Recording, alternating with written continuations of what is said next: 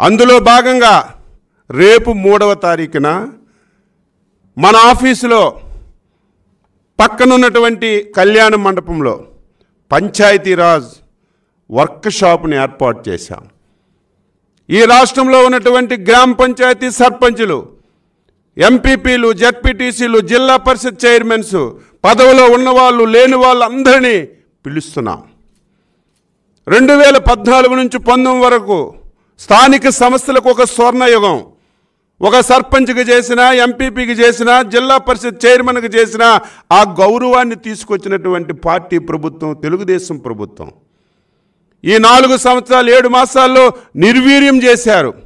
ఈరోజు వీరు ఏ రకంగా నిర్వీర్యం చేశారో ఒకసారి చెప్పడం, రేపు అధికారంలోకి వచ్చిన తర్వాత మళ్ళీ స్థానిక సంస్థల్ని ఏ విధంగా బలోపేతం చేస్తాం, నిధులు ఏ రకంగా ఇస్తాం, విధులు ఏ రకంగా ఇస్తాం, వారి గౌరవాన్ని ఏ రకంగా పెంచుతామో ఒక మెసేజ్ ఇవ్వాలని చెప్పి రేపు వర్క్షాప్ కూడా ఏర్పాటు చేసుకున్నాం. ఈరోజు రాష్ట్రంలో సగభాగం ఉన్నటువంటి బలహీన వర్గాలు బాధ, ఆవేదన కలుగుతుంది. ప్రతి వాడు మాట్లాడతాడు. ఈ జగన్మోహన్ రెడ్డి మాట్లాడతాడు, బీసీలు అంటే బ్యాక్వర్డ్ క్యాస్ట్ కాదు, బ్యాక్ బోన్ అని. మాట్లాడడానికే మాటలు.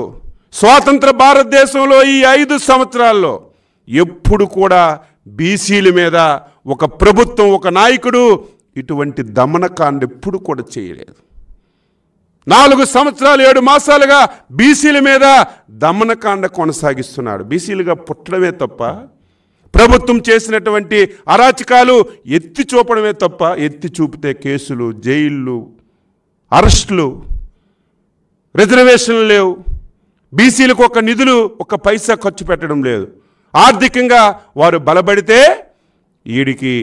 ఈ ముఖ్యమంత్రికి నష్టం జరుగుతుందని ఈరోజు అణచివేసే పరిస్థితి తీసుకొచ్చినటువంటి విషయాన్ని ఈ రాష్ట్ర ప్రజలకి తెలియచేయాలని రేపు 4వ తారీఖున అమరావతి కేంద్ర కార్యాలయంలో జైహో బీసీ అని చెప్పి ఒక బ్రహ్మాండమైనటువంటి కార్యక్రమాన్ని తీసుకొని ఇంటింటికి ప్రతి బీసీ తలుపు తట్టాలని ఒక నిర్ణయం తీసుకున్నాం.